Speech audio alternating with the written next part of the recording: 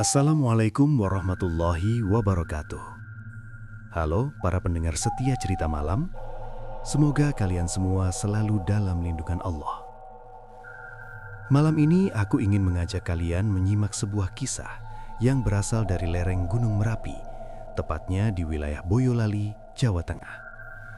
Kisah ini diceritakan oleh seorang pemuda bernama Raka, seorang anak kampung biasa yang tanpa sengaja mendapatkan undangan dari tempat yang sebenarnya tidak seharusnya didatangi oleh manusia. Dan dari undangan itulah hidupnya berubah untuk selamanya. Mari kita mulai kisahnya. Di dusun Gondosuli tinggal seorang pemuda bernama Raka, putra seorang petani bawang yang hidup sederhana.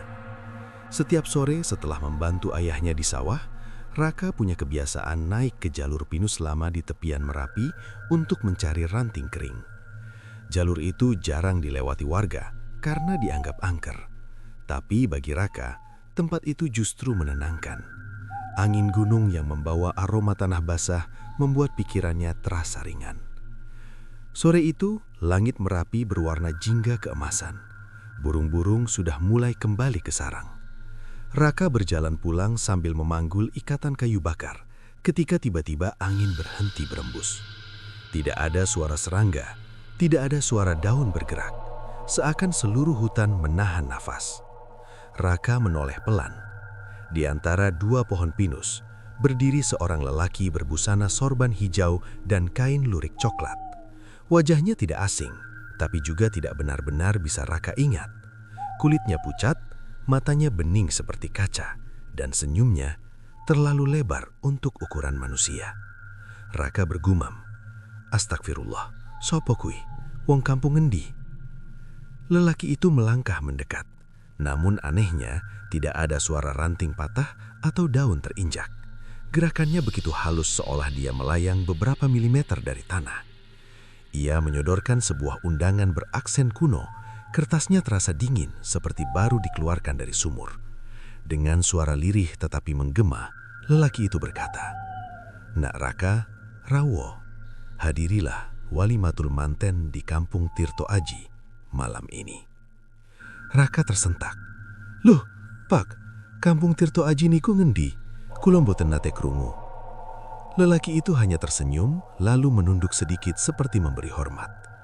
Ikuti saja suara gamelan saat malam turun. Sebelum Raka sempat bertanya lebih jauh, lelaki itu menghilang perlahan, seperti kabut yang tersapu angin.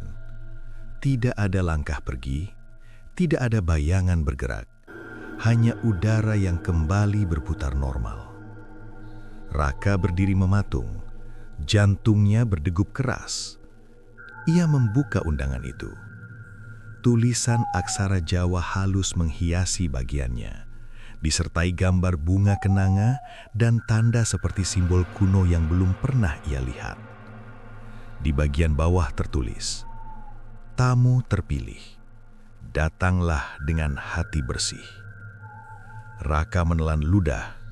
Ia tahu cerita-cerita tentang makhluk halus di Merapi, tentang kampung gaib yang kadang terlihat, kadang hilang, tentang undangan gaib yang hanya diberikan pada orang tertentu. Tetapi, ia juga tahu, bila seseorang menolak undangan makhluk halus, akibatnya bisa tidak baik. Sesampainya di rumah, ibunya langsung bertanya, "Rok, kok pucet ngono? Koe nompo opo kui?" Raka mencoba tersenyum. "Ora ono bu, cuma kertas dari konco dusun." Padahal hatinya bergolak. Ia duduk di dipan bambu sambil membaca undangan itu berkali-kali. Semakin ia perhatikan, tulisan aksaranya seolah berubah bentuk samar-samar, mengikuti tiap kedipan mata. Ketika malam benar-benar turun, dari arah hutan terdengar alunan gamelan halus. Pelan, merdu, seakan berasal dari jauh, namun jelas di pendengaran. Raka meneguk ludah. Dalam hati ia bergumam, "Ya Allah, opo iki tak kudu teko? Tapi yen ora teko, piye nek ono apa-apa?" Ia berdiri, mengenakan jaket tipis lalu keluar rumah tanpa memberitahu siapapun. Langkahnya menuju jalur pendakiran tua terasa lebih berat dari biasanya. Bayangan pepohonan memanjang oleh cahaya rembulan membuat lorong hutan tampak seperti mulut raksasa yang menunggu menelan tamu. Namun suara gamelan semakin kuat, semakin merdu, semakin memanggil. Hingga akhirnya Raka sampai pada 3 batu besar yang tertulis dalam undangan. Ketika ia melangkah melewatinya, angin berhenti lagi. Tanah di bawah kakinya bergetar pelan. Cahaya rembulan berubah kekuningan seperti lampu minyak. Dan di depan Raka, muncul sebuah lorong panjang yang tidak pernah ada di jalur itu sebelumnya. Cahaya emas mengalir seperti air, membentuk jalan setapak yang tampak hidup. Udara penuh aroma kenanga. Raka bergumam pelan, "Innalillahi, aku melebu endi ki." Tetapi kakinya tidak bisa berhenti melangkah. Sesuatu, entah apa, menariknya masuk lebih dalam. Dan begitulah perjalanan menuju kampung Tirto Aji dimulai. Sebuah kampung yang tidak tercatat dalam peta manusia manapun. Lorong cahaya itu terasa seperti kabut yang padat. Setiap langkah Raka terasa ringan, seolah tanah tidak memegang tubuhnya sepenuhnya. Ia mencoba menoleh ke belakang, berharap masih bisa melihat jalur hutan pinus, tetapi yang tampak hanyalah kabut emas yang menutup rapat seperti tirai panggung. Semakin jauh ia berjalan, udara menjadi dingin, bukan dingin biasa, dingin yang menusuk seperti sentuhan tangan tak berwujud. Raka berbisik, "Astagfirullah, iki opo tenan, opo aku mung ngimpi?" Namun mimpi tidak pernah terasa setajam ini. Aroma kenanga, lembut tapi menekan, memenuhi rongga hidungnya. Di kejauhan terdengar gamelan yang tadi hanya samar, kini berubah menjadi melodi penuh gema, mengalun seperti dari perut bumi. Suara sinden pelan menyusul, lirih, sangat merdu, namun memiliki nada suram yang membuat kulit Raka merinding. Semakin jauh ia masuk ke lorong itu, semakin jelas ia merasakan bahwa apapun yang menantinya di ujung sana bukan dunia yang ia kenal. Pertemuan pertama. Di tengah lorong, Raka melihat siluet seseorang. Semakin dekat, ia menyadari bahwa itu adalah seorang anak perempuan berambut panjang. Busananya kain jarik lusuh, tetapi wajahnya tidak terlihat jelas, seolah tertutup kabut tipis. Anak itu berdiri diam, tidak bergerak. Raka berhenti beberapa langkah darinya. "Dek, awakmu sopo? Kok ana teng tengah dalan koyo ngene?" "Dek, kamu siapa? Kok ada di tengah jalan seperti ini?" Anak itu tidak menjawab, hanya menunduk sedikit lalu mengangkat kepalanya perlahan. Saat wajahnya terlihat, jantung Raka seperti berhenti berdetak. Wajah itu datar tanpa ekspresi, terlalu pucat, dan yang paling mengerikan, kedua matanya tidak memiliki pupil, hanya putih polos berkilat seperti porselen. Raka mundur 1 langkah, nafasnya tercekak. Anak itu lalu berkata dengan suara serak, "Aja meti, kowe dudu wong sing salah. Jangan takut, kau bukan orang yang salah." Raka bergidik. "Salah? Opo maksude? Iki dalan menyang kampung Tirto Aji ta?" Anak itu mengangguk perlahan, lalu menunjuk ke ujung lorong. "Iya, neng kono, wes ono sing ngenteni." "Iya, di sana sudah ada yang menunggu."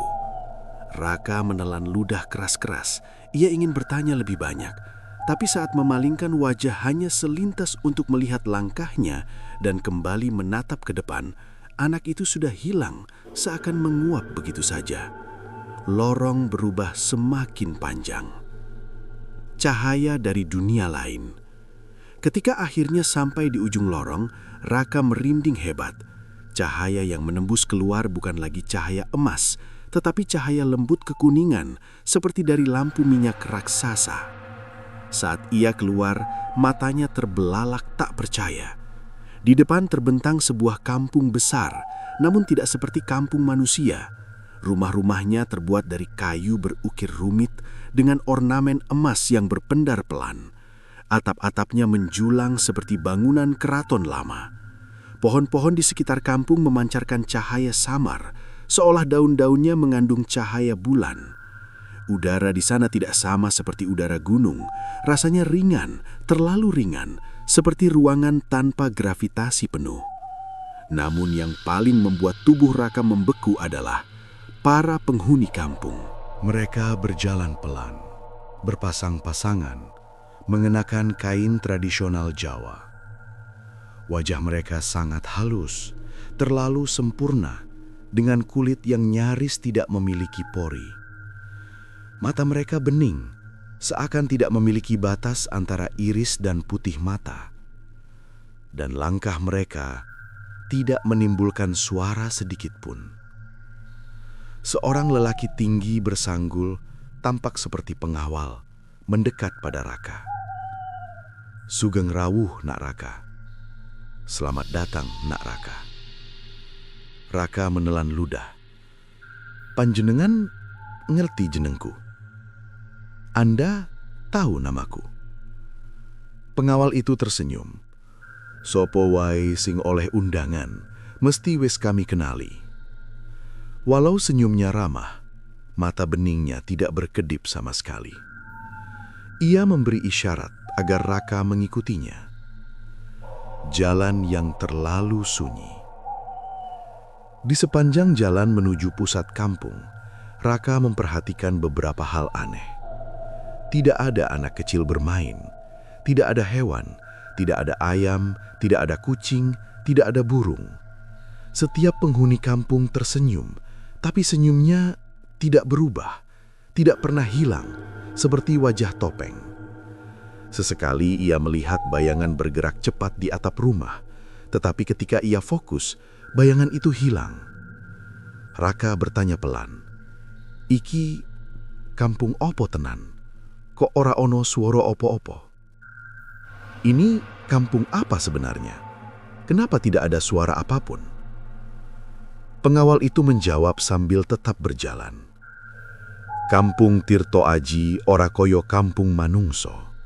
Kini sing rame mung ati lan pikiran." Jawaban itu sama sekali tidak menenangkan.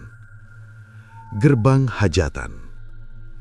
Setelah menempuh jalan yang panjang dan sepi, Raka sampai di sebuah halaman luas seperti alun-alun kecil. Lampu-lampu minyak berukuran besar menggantung, memancarkan cahaya lembut. Di tengahnya berdiri bangunan besar menyerupai pendopo keraton, dihiasi kain putih dan emas. Dari dalam bangunan terdengar gamelan lebih keras, namun tetap tanpa hentakan, hanya mengalun dengan harmoni yang tidak pernah Raka dengar sebelumnya. Ada pula wangi kemenyan dan kenanga yang semakin pekat, membuat kepalanya sedikit pusing. Pengawal berhenti, lalu menunduk pada Raka. "Wonten ing jero, sampean sampun dipun enten-enten. Di dalam, Anda sudah ditunggu." Raka memegang dadanya. Jantungnya berdebar tidak wajar. Tetapi undangan itu terasa membebaninya, seakan mendorongnya maju. Ia menghela nafas panjang. Bismillahirrahmanirrahim. Ia melangkah masuk ke pendopo besar itu. Dan saat tirai emas bergerak tertiup angin, hawa dingin merayap dari dalam, membuat seluruh tubuhnya gemetar. Karena di sanalah hajatan yang tidak ada dalam dunia manusia sedang menantinya. Begitu Raka melangkah masuk ke pendopo besar itu, hawa dingin langsung menyelimuti kulitnya. Tirai emas di pintu belakang berkibar pelan, seolah menyambut tamu istimewa. Namun bukan itu yang membuat langkah Raka terhenti, melainkan pemandangan yang terpentang di depannya. Pendopo itu megah luar biasa, tetapi bukan dalam cara yang manusia pahami. Tiang-tiangnya terbuat dari kayu hitam mengkilap, namun memantulkan cahaya seperti permukaan air. Lantainya disusun dari batu putih yang terasa hangat ketika diinjak, padahal udara di sekelilingnya dingin. Dan di tengah ruangan, pesta sedang berlangsung. Tamu yang tidak menyentuh tanah. Para tamu, makhluk bunian duduk melingkar, mengenakan pakaian adat Jawa yang tampak lebih indah dari kain keraton manapun.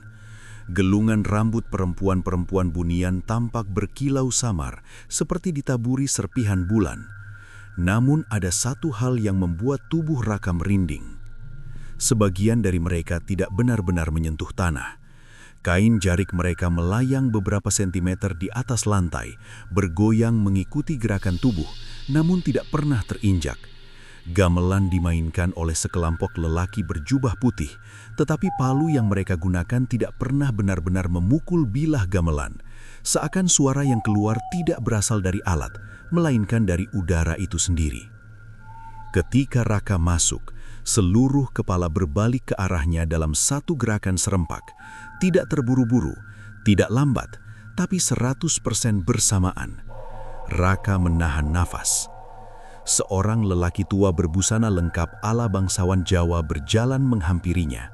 Wajahnya terlalu mulus, seolah tidak pernah dimakan usia. Ia tersenyum tipis. "Sugeng rawuh, tamu kinasih. Selamat datang, tamu istimewa." Raka menunduk sopan. "Matur nuwun, Pak. Tapi kulo mboten yakin pantes wonten mriki." "Terima kasih, Pak, tapi saya tidak yakin layak berada di sini." Lelaki tua itu tertawa pelan, hampir seperti gema. "Sing iso mlebu tirto haji, mung wong sing diparingi restu, sampean layak." Meski kata-katanya menenangkan, mata lelaki itu tetap tidak berkedip, bening, dalam, dan kosong. Sinden tanpa nafas. Musik gamelan berubah pelan. Dari balik tirai, masuklah seorang sinden berbusana kebaya putih dengan bunga melati berderet di rambutnya. Suaranya lembut, sangat merdu, tetapi ada sesuatu yang ganjil. Cara bibirnya bergerak tidak seirama dengan suara yang keluar, seolah suaranya bukan berasal dari tenggorokannya. Raka merasakan bulu kuduknya berdiri. Ia berbisik pada dirinya sendiri, "Iki ora salah-salah pesta, iki dudu pesta manungso." Sesekali sinden itu berbalik ke arah Raka, senyumnya terlalu lebar, dan wajahnya perlahan memudar seperti kabut ketika ia kembali ke posisi bernyanyi. Sajian dari alam gaib. Raka kemudian diarahkan duduk di tikar halus bersama tamu lainnya. Di hadapannya tersaji berbagai makanan, jenang merah, tumpeng kecil, buah-buahan warna keperakan, dan minuman dalam gelas-gelas bening yang tampak berpendar. Seorang perempuan bunian duduk di sampingnya. Rambutnya sangat panjang hingga menyentuh lantai mengkilap. Ia berkata lembut, "Monggo, dicicipi. Panganan kene ora marakake ciloko. Silahkan dicicipi. Makanan sini tidak membahayakan." Raka ragu.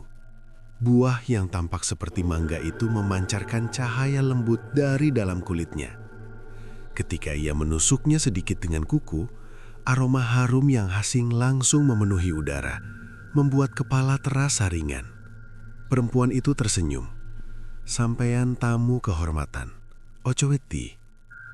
Akhirnya Raka mengambil satu gigitan. Rasanya manis, seolah gula dan madu menyatu. Tetapi setelah menelannya, libahnya tiba-tiba seperti mati rasa selama beberapa detik. Raka menelan cepat-cepat. "Innalillah, panganan opo iki?" Perempuan bunian itu hanya tersenyum tanpa menjelaskan. Senyumnya tidak pernah berubah, minus satu helai emosi pun. Pasangan mempelai dari dunia lain. Gamelan berhenti tiba-tiba. Pendopo menjadi sunyi. Dua sosok masuk dari pintu belakang, sepasang pengantin. Mereka begitu anggun, mengenakan pakaian pengantin tradisional Jawa, kebaya hitam dengan bordir emas untuk mempelai perempuan, dan beskap merah degap untuk mempelai laki-laki. Namun saat mereka berjalan mendekat, Raka melihat sesuatu yang membuat nafasnya tercekak. Kaki kedua mempelai tidak menyentuh tanah sama sekali. Mereka melayang dengan stabil seperti boneka yang digerakkan benang tak terlihat. Wajah mereka sangat cantik dan tampan, namun tidak memiliki kerut. Tidak ada tanda hidup, hanya simetris sempurna. Ketika pasangan itu melewati Raka, mempelai perempuan berbisik tepat di telinganya. "Matur nuwun sampun rawuh, tamu langka kados panjenengan." Nafasnya dingin. Dinginnya bukan seperti udara gunung, tapi dingin yang membuat tulang belakang Raka nyaris bergemetar. Raka membalas dengan suara lirih. "Kulo saestu mboten mangertos nopo sing kelampahan mriki." Mempelai perempuan tersenyum samar, lalu wajahnya hilang sekejap, berubah menjadi kabut putih sebelum kembali terbentuk. Raka menunduk cepat-cepat. Jantungnya berdebar tak menentu. Tarian yang tidak manusiawi. Kemudian dimulailah tarian. Beberapa pemuda bunian menari menirukan gerakan tari klasik Jawa. Tetapi tubuh mereka bergerak terlalu halus, terlalu cepat, dan terlalu sinkron. Sendi-sendi mereka melipat pada sudut yang tidak mungkin dilakukan manusia. Sesekali, tangan atau kepala mereka bergerak sedikit lebih cepat daripada tubuh, seperti bayangan yang tidak mengikuti sumbernya. Raka memejamkan mata. "Ya Allah, aku ning endi iki?" Namun di tengah ketakutannya, ia tahu satu hal. Makhluk-makhluk ini tidak bermaksud menyakitinya. Mereka justru memperlakukannya seperti tamu penting. Meski begitu, ia tidak bisa menghilangkan rasa bahwa ia sedang berada di tempat yang bukan milik manusia. Tempat yang hanya bisa ia datangi sekali seumur hidup. Dan malam itu belum berakhir. Masih ada sesuatu yang menantinya. Sesuatu yang lebih dalam dari pesta ini. Pesta itu terus berlangsung. Namun Raka menyadari satu hal yang membuat bulu kuduknya meremang. Malam tidak pernah bergeser sedikit pun. Rembulan di langit diam seperti lukisan, tidak bertambah tinggi, tidak menurun, tidak berubah bentuk, seolah waktu membeku. Raka duduk mematung di pojok pendopo, memandangi para bunian yang menari tanpa lelah, seakan tubuh mereka tidak mengenal kata letih. Gerakan mereka selalu sempurna, terlalu selaras untuk ukuran makhluk hidup. Sesekali, Raka melihat kepala seorang penari menoleh ke arahnya. Bukan menoleh biasa, namun menoleh dengan sudut yang tidak manusiawi, hampir 180 derajat. Dan ketika kepala itu kembali ke posisi semula, lehernya tidak mengeluarkan bunyi apapun. Raka langsung menunduk, membaca istighfar dalam hati. Allahu Akbar, ne iki kabeh dudu mimpi, aku kudunya cepet-cepet bali. Namun setiap kali pikirannya ingin kabur, sesuatu di kampung itu seperti menahan langkah. Bukan kekuatan fisik, tapi perasaan. Seperti ada tangan lembut yang merangkul bahunya. Bisikan dari bayangan. Ketika Raka mencoba berdiri untuk mencari udara segar, sebuah bayangan melintas dari belakang tiang pendopo. Bayangan itu tinggi, terlalu tinggi, hampir menyentuh langit-langit pendopo. Bayangan itu berhenti tepat di dekat Raka. Dari lekukan gelapnya terdengar bisikan halus. "Ojo nganti adoh soko cahayo." Jangan menjauh dari cahaya. Raka menengok pelan. Tidak ada siapapun di sana. Ia memegang dadanya, mencoba menenangkan napas. Ya Allah, sopo kui? Namun bayangan itu sudah lenyap.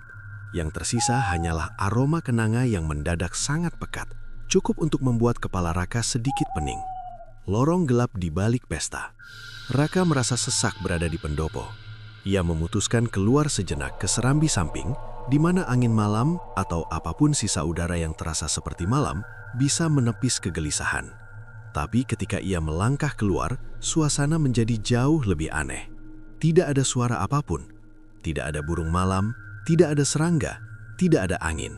Kampung Tirto Aji tampak seperti lukisan hidup yang membeku ketika tidak dilihat langsung. Di sisi kanan pendopo terdapat sebuah lorong panjang yang remang-remang. Tidak ada lampu minyak, tidak ada penjaga. Lorong itu gelap, namun tidak gelap pekat. Ada cahaya samar seolah dari sesuatu yang berdenyut di kejauhan. Raka tergerak untuk melihat lebih dekat. Mboten kenom lebuna. Raka tersentak, sebuah suara tua terdengar dari belakangnya. Ia menoleh. Sesepuh perempuan berambut perak yang tadi menyambutnya, kini berdiri hanya beberapa langkah dari tempatnya. Padahal ia tidak melihat sosok itu muncul. Raka menunduk hormat. "Nyai, lorong niku punopo?" Sesepuh itu menatapnya dengan mata yang tampak terhalu dalam, seperti kolam gelap. "Niku dalan kanggo sing ora iso bali. Itu jalan untuk mereka yang tidak bisa pulang." Raka menelan ludah. "Terus, kulo kalebu sing iso bali napa mboten?" Sesepuh itu tersenyum samar. senyum yang tidak memberikan ketenangan sedikit pun. Malam iki, kabeh kumantung karo sikapmu. Raka merasakan hawa dingin menyusup dari tulang belakang sampai tengkuk. Pesta yang tidak pernah usai. Ketika Raka kembali ke dalam pendopo, musik gamelan tiba-tiba lebih cepat. Nada-nadanya menjadi lebih keras dan tajam. Para bunian berdiri, memulai tarian baru yang jauh lebih liar. Tangan penari perempuan berputar cepat, namun bayangan mereka tertinggal sepersekian detik setelah gerakan aslinya, seolah bayangan itu bergerak sendiri. Raka merasa jantungnya ingin melonjak keluar. Ia mendekat ke meja makanan untuk menenangkan diri, tetapi sesuatu membuat langkahnya terhenti. Wajah para bunian yang tadi tersenyum kini tampak kosong. Senyum mereka masih ada, tetapi mata mereka mati. Tidak ada kilatan, tidak ada tanda kehidupan. Seakan mereka hanya mengikuti ritual tanpa jiwa. Seorang pria bunian yang sejak tadi duduk diam, tiba-tiba menatap Raka tajam. Tidak berkedip, tidak bergerak. Ia bergumam dengan suara berat seperti dari dasar sumur. Ojo wedi, nek kue wedi, kue nggawe awake dhewe katon manis kanggo sing delik. Jangan takut. Kalau kau takut, kau membuat dirimu terlihat lezat bagi mereka yang bersembunyi. Raka membeku. Sing delik, opo maksudnya? Lelaki itu tidak menjawab. Kepalanya kembali menunduk, senyum kaku kembali terpasang seperti topeng kayu. Bayangan tanpa tubuh. Ketika pesta mencapai puncak, Raka melihat sesuatu di bagian belakang pendopo. Sebuah bayangan, berjalan tanpa tubuh. Bayangan itu melekat di lantai seperti noda, merayap perlahan menuju kerumunan. Bayangan itu bergerak seperti manusia merangkak, tetapi tidak ada wujud yang memproyeksikannya. Raka mundur 2 langkah. Bayangan itu berhenti, seolah menyadari keberadaannya, seolah mencium aroma manusia. Dalam hati Raka, suara kecil berbisik. Iki besok iso mateni aku. Ini bisa membunuhku. Namun sebelum ia bisa berpikir lebih jauh, suara gamelan meredah. Semua penari berhenti dalam satu gerakan. Semua kepala menoleh ke satu titik, ke arah Raka. Dan sesepuh perempuan yang sama menghampirinya lagi, kali ini dengan langkah yang jauh lebih cepat, hampir tidak menyentuh tanah. Ia berbisik, "Wis wayahmu, sing tak paringi durung ono ing tanganmu. Waktumu sudah tiba, apa yang akan kuberikan belum ada di tanganmu." Tanpa menunggu jawaban, sesepuh itu meminta Raka mengikutinya ke ruang kecil di samping pendopo. Di sana, sesuatu menantinya, sesuatu yang akan mengubah seluruh hidupnya. Malam itu, setelah kejadian aneh di rumah Kidiram, Darsa hampir tidak bisa tidur. Tubuhnya memang berbaring, tetapi pikirannya berputar-putar seperti pusaran air yang menarik semuanya ke dasar. Setiap kali memejamkan mata, bayangan wajah Kidiram yang menyeringai samar di balik tirai kain putih itu muncul lagi, seakan menatap tepat ke jantungnya. Di luar, hujan turun rintik-rintik, menyelinap lewat celah genting rumahnya yang tua. Suara kodok bersahutan dari sawah belakang, tapi entah kenapa, malam itu semuanya terdengar lebih nyaring dan lebih dekat. Darsa memeluk badannya sendiri. Kenapa aku tadi menurut? Kenapa aku ikut dia ke kampung itu? Gumamnya dengan suara gemetar. Ibunya mengetuk pintu pelan. "Sak, kamu belum tidur? Dari tadi ibu dengar kamu mondar-mandir." Suara ibunya lembut. "Tidak apa-apa, Bu," jawab Darsa sambil mencoba tersenyum, walau ibunya tidak bisa melihat dari balik pintu. "Cuma kepikiran pekerjaan." Ibunya masuk perlahan, membawa minyak kayu putih sambil mengusap bahu anaknya.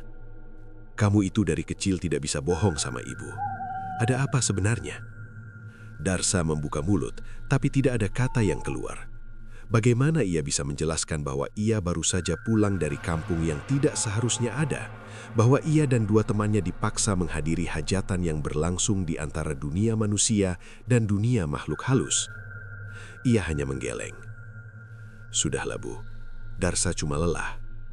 Ibunya menghela napas panjang, lalu keluar kamar.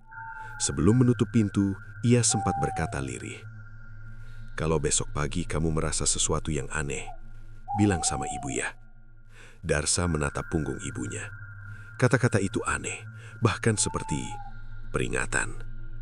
Subuh menjelang, tapi langit di luar tetap gelap. Awan hitam menggantung rendah seperti hendak menyentuh atap rumah. Hawa dingin luar biasa merambat dari jendela. Darsa keluar kamar, hendak mengambil air wudhu. Namun ketika hendak menyibak tirai bambu ruang tamu, langkahnya terhenti. Ada sesuatu di sudut ruangan, sesuatu yang tidak seharusnya ada di rumah manusia. Benda itu bersinar keemasan, seperti memantulkan cahaya matahari pagi, padahal suasana masih gulita. Darsa mendekat perlahan, tenggorokannya tercekat. "Emas," bisiknya. Emas kiloan, kenangan-kenangan, seperti yang Kidiram janjikan saat mereka hendak pulang malam itu. Namun, jumlahnya jauh lebih banyak daripada yang ia ingat berada di sakunya. Bukan sekedar beberapa keping, bukan pula bongkahan kecil. Yang ada di lantai ruang tamu adalah tumpukan, seperti emas batangan yang dilemparkan begitu saja dari langit. Seolah seseorang atau sesuatu telah datang ke rumahnya saat ia tidur dan meninggalkan hadiah itu begitu saja. Langkah Darsa mulai mundur, nafasnya terasa berat. Ini tidak benar, tidak mungkin. Tiba-tiba, suara pintu belakang berderit. Darsa tersentak dan menoleh cepat. Pintunya bergerak sendiri, perlahan, seakan ada yang mendorong dari luar. "Sa!" suara ibunya dari dapur. Darsa mengusap wajahnya, berusaha tenang. Iya Bu, kamu dengar sesuatu?" "Tidak Bu, cuma kaget lihat barang di sini." Ibunya berjalan mendekat, tapi begitu matanya melihat tumpukan emas itu, kakinya terpaku layaknya patung. Ia menutup mulut dengan kedua tangannya. "Ya Allah, Dar, ini dari mana?" Darsa hanya bisa menggeleng, seperti anak kecil yang ketahuan melakukan kesalahan besar. Air matanya hampir menetes. "Mereka Bu," suaranya pecah. "Makhluk itu kasih kita ini." Ibunya memundurkan tubuh, wajahnya pucat pasi. "Astagfirullah, Sa, barang kayak gini gak bisa kamu simpan. Itu bukan rezeki manusia." "Aku tahu Bu, tapi aku tidak tahu harus bagaimana. Kalau dibuang, apa mereka marah? Kalau disimpan, apa aku dikutuk?" Ruangan mendadak sunyi, hening yang begitu tebal hingga terdengar seperti bisikan samar. Lalu, tok, tok, tok. Suara ketukan halus di pintu depan.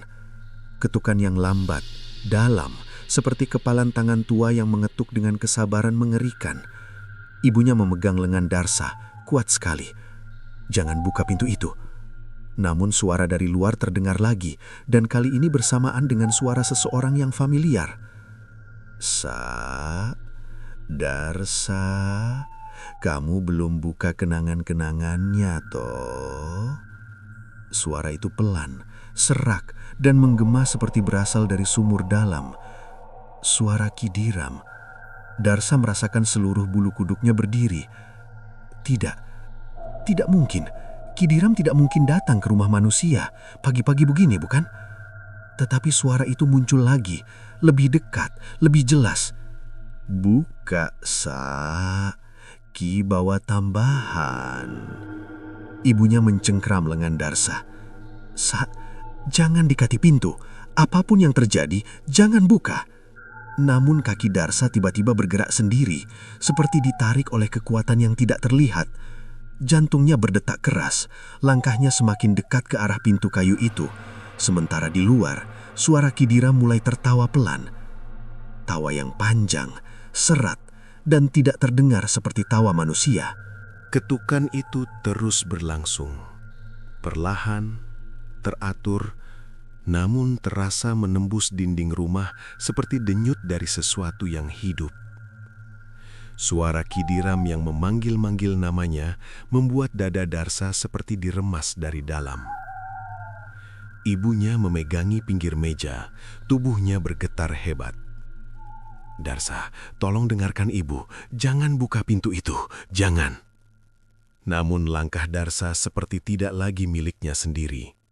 Kakinya maju selangkah, lalu selangkah lagi, seakan ditarik oleh bayangan yang tidak terlihat.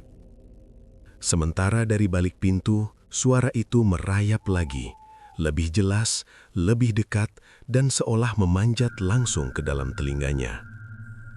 "Saki cuma mau bilang, kenang-kenangan belum lengkap. Ini bagian terpenting." Tawa kecil mengikuti kalimat itu. Tawa yang pelan tetapi mengandung sesuatu yang getir, dingin, dan tua, seperti suara dari seseorang yang seharusnya sudah lama tidak ada di dunia ini. Darsa meraih gagang pintu, tangannya bergetar hebat. Ibunya berjalan cepat lalu memeluknya dari belakang.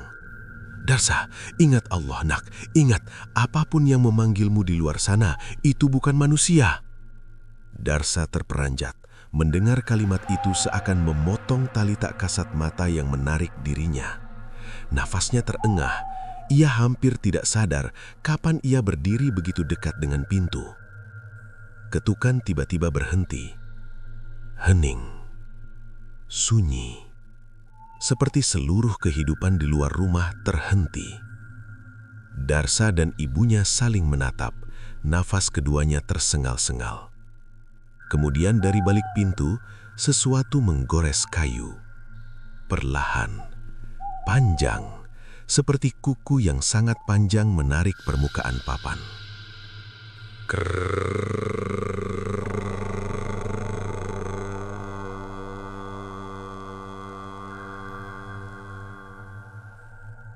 Ibunya menutup mulut, menahan jeritan. Darsa memundurkan tubuhnya. "Apa yang dia lakukan, Bu?" Ibunya menggeleng cepat, wajahnya pucat hampir seperti kertas. "Itu bukan Kidiram, apapun yang di luar, itu meniru suaranya." Namun sebelum sempat mereka bergerak menjauh, suara itu muncul lagi. Kali ini sangat dekat, sangat rendah, seolah mulutnya menempel langsung di celah pintu. "Sak, buka. Kedinginan." Suara itu terdengar bergetar tidak wajar, seperti pita suara yang dipaksa bekerja oleh sesuatu yang tidak punya tenggorokan. Darsa merasakan rambut di tengkuknya berdiri satu persatu. Tiba-tiba terdengar langkah kaki kecil berlari dari arah samping rumah. Bukan satu, banyak. Seperti anak-anak kecil berlari-lari sambil berbisik, "Buka, buka aja. Kita mau lihat hadiah. Sak, keluarlah." Suaranya tipis, bukan seperti suara manusia. Lebih mirip suara hembusan angin yang diberi bentuk. Ibunya menoleh ke arah jendela. Astagfirullah, mereka mengelilingi rumah. Darsa menarik nafas dalam. "Bu, kita harus bagaimana?" Ibunya tak menjawab. Ia hanya meraih tangan Darsa dan menariknya menuju kamar, lalu menutup pintu dan mengunci rapat-rapat. Mereka duduk di lantai, memeluk diri masing-masing.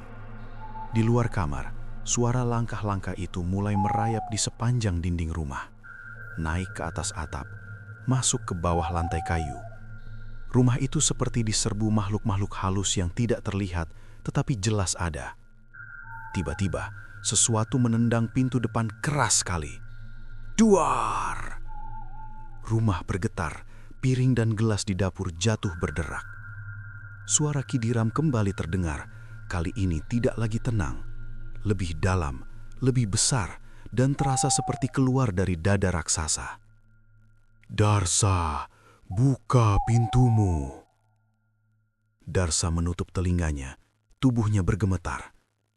"Bu, kalau mereka masuk, kita mati?" Ibunya menatapnya, mata penuh ketakutan, tetapi tepat menguatkannya. Tidak ada yang lebih kuat dari doa. Kita tidak sendiri, Sak. Ia memegang kepala Darsa dan mulai membaca ayat kursi dengan suara setengah bergetar. Setiap kata memastikan bahwa ia masih manusia yang berpegang pada Yang Maha Kuasa, bukan makhluk yang gentar pada bayangan. Ketika bacaan itu mulai mengalun, suara di luar mendadak berhenti. Semua langkah kaki, semua bisikan, semua goresan kuku, semua ketukan. Sunyi. Namun keheningan itu jauh lebih menakutkan daripada suara sebelumnya. Darsa bisa merasakan sesuatu berdiri tepat di depan pintu kamar mereka. Tidak bergerak, hanya diam. Kemudian, dari celah bawah pintu muncul bayangan kaki. Kaki kurus, panjang tidak wajar, kulitnya pucat kekuningan seperti lilin. Darsa menahan napas. Ibunya memejamkan mata. Bacaan ayatnya makin cepat. Kaki itu perlahan menunduk. Atau lebih tepatnya, sosok di balik pintu itu berjongkok agar bisa mengintip lewat celah bawah. Dan dari celah itu, muncul sepasang mata besar. Mata itu menyala samar, tidak berkedip, menatap Darsa dengan penuh rasa lapar.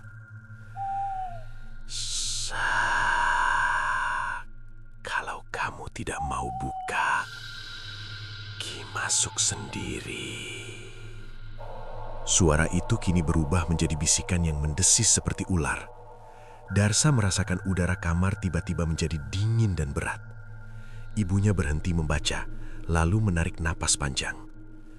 Sak, dengarkan ibu baik-baik. Malam ini, mereka tidak datang untuk memberi hadiah. Mereka datang menagih balasan. Darsa menelan ludah.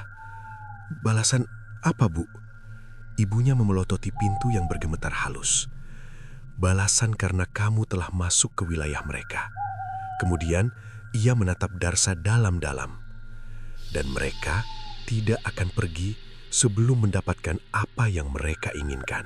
Suasana kamar menjadi semakin pekat dan menggigil. Udara dingin seperti merayap naik dari lantai, menembus kulit, menebal di sekitar dada, membuat pernafasan Darsa berat seolah paru-parunya terikat. Mata besar di bawah pintu itu terus menatapnya tanpa berkedip, seakan memakan ketakutannya perlahan-lahan. Ibunya menahan pundaknya agar tidak jatuh pingsan. Sak, dengarkan ibu. Mereka tidak datang karena emas itu. Mereka datang karena kamu sudah menginjak tanah yang tidak boleh diinjak manusia. Darsa menggenggam lutut. Rasanya tubuhnya ingin roboh. Jadi, apa yang mereka inginkan dari aku, Bu? Ibunya menatap langit-langit, seolah mencari kekuatan dari suatu tempat yang tidak terlihat. Mereka ingin memastikan kamu tidak akan pernah menceritakan tentang kampung itu, tentang hajatan itu, tentang siapa mereka. Dan mereka ingin sesuatu yang membuat kamu tidak bisa kembali ke tempat suci manusia tanpa meninggalkan bagian dari jiwamu di sana. Darsa memijit kepalanya. Bagian jiwaku? Sebelum ibunya menjawab, pintu kamar bergetar sangat keras, seakan diseret dari luar oleh kekuatan besar. Drak! Lantai ikut bergetar, debu berjatuhan dari langit-langit. Dari arah luar kamar, suara Ki Diram kembali mengalun, tetapi kali ini berubah, lebih bergema, lebih menyerupai suara dari dalam gua yang sangat dalam. Sak, ayo keluar. Jangan bikin Ki menunggu lebih lama. Darsa mengerang takut. Tubuhnya mulai lemas. Ibunya memeluknya erat. Sak, kamu harus kuat. Kamu harus dengarkan ibu baik-baik. Darsa menoleh, mata berkaca-kaca. Ibunya menatapnya dengan tatapan paling serius yang pernah ia miliki. Mereka hanya mengambil orang yang tidak punya penjaga batin. Kamu dari lahir sudah dilindungi doa bapakmu. Tapi sejak beliau meninggal, kamu makin jauh dari ibadah. Air mata Darsa menetes tanpa ia sadari. Sementara itu, suara Ki Diram terdengar lagi. Kali ini disertai suara seperti lusinan kuku menggaruk dinding. Grrrk, grrrk. Kulit Darsa merinding seluruhnya. Ibunya meremas tangan anaknya. Sak, Kamu hanya bisa selamat kalau kamu sendiri yang menolak mereka. Ibu bisa bantu, tapi keputusan ada di kamu. Darsa menelan ludah, gemetar. Aku harus bilang apa, Bu? Ibunya menarik nafas panjang lalu membisik. Katakan bahwa kamu menolak pemberian mereka, kamu tidak menagih balasan dari hajatan itu, dan kamu mengembalikan setiap ikatan yang kamu tidak inginkan. Darsa mengangguk, walau seluruh tubuhnya terasa seperti memikul batu. Ia memberanikan diri berdiri dan mendekati pintu perlahan, sangat perlahan. Mata besar di bawah pintu itu mengikuti gerakannya. Bola matanya bergerak ke kanan, ke kiri, tanpa berkedip. Darsa menutup mata dan mulai berbicara dengan suara bergetar. Aku, Darsa, menolak semua hadiah dan kenang-kenangan dari dunia kalian. Mata itu mengecil seolah marah. Di luar, suara Kidiram berubah menjadi geraman rendah. Aku pikir baik-baik. Hadiah itu bisa bikin kamu kaya seluruh hidupmu. Darsa menggigit bibir. Aku mengembalikan semua emas itu. Aku tidak mau ikatan dari kalian. Tiba-tiba, seluruh dinding kamar bergetar. Cahaya lampu redup berkedip-kedip hingga padam sesaat. Lalu suara Kidiram terdengar lagi. Kali ini sangat marah. Anak manusia, kamu berani menolak. Ibunya memeluk dari belakang, membaca doa semakin keras. Teruskan, Sa, jangan berhenti. Darsa menangis, tapi tetap melanjutkan. Aku menolak semua perjanjian yang tidak aku pahami. Aku menolak semua hubungan dari kampung itu. Aku tidak terikat pada kalian.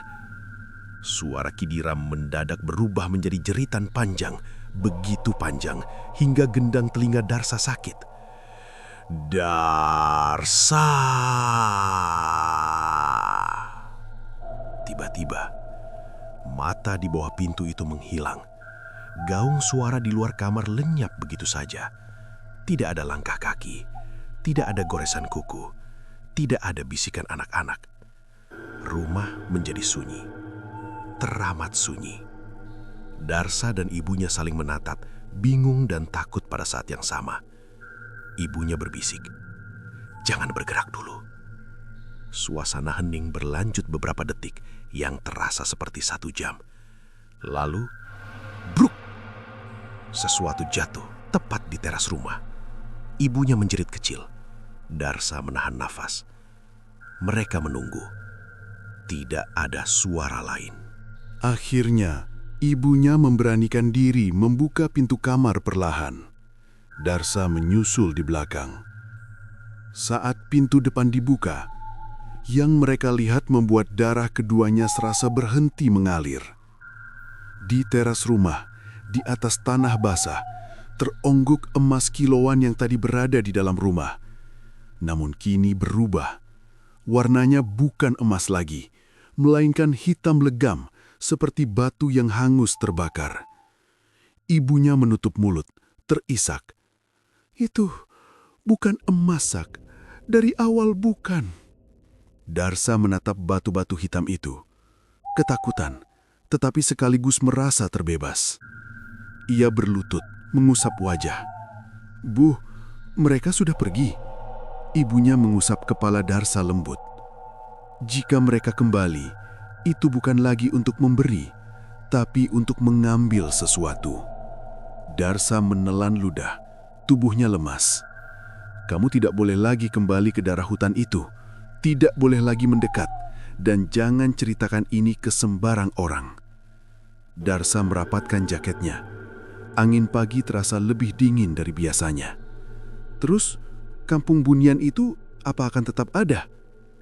Ibunya menatap jauh ke arah utara, ke arah hutan tempat segalanya bermula.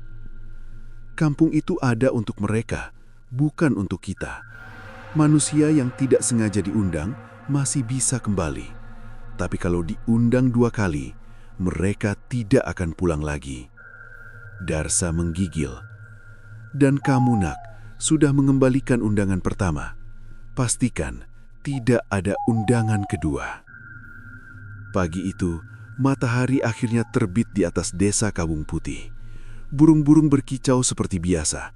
Anak-anak berangkat sekolah dan suara penjual sayur kembali lewat di depan rumah.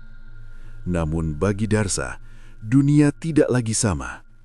Ia tahu, di balik hutan sunyi di utara desa, di balik kabut tipis yang menggantung setiap sore, ada sebuah kampung yang tidak pernah tercatat di peta manapun.